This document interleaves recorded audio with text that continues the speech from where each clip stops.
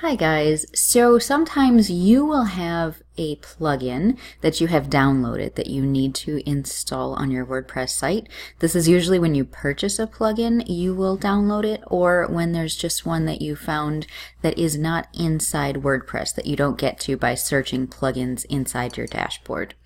So I'm going to show you how to install one of those plugins that you have downloaded. It will come in a zipped file.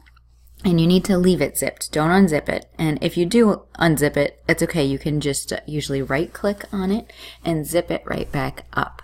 But it will need to be zipped in order to install it. So in your dashboard, go over to plugins and you can just click on plugins and it will take you here, or you can click on add new.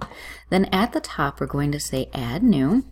And then, because we're not going to be searching for one here, we already have it on our computer, you're going to click upload plugin.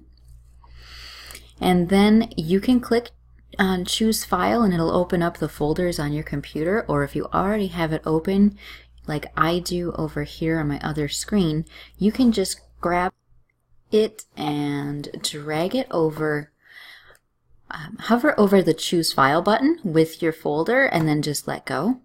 And you can see it will show it right there. And then just click install now. And there you go. It is installed.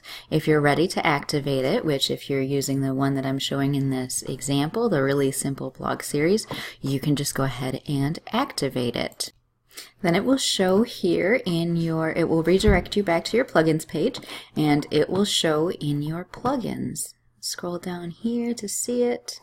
And there it is. That's the one we just installed. So that's how easy it is to install a plugin that you have downloaded. If you have any questions about it, just let me know.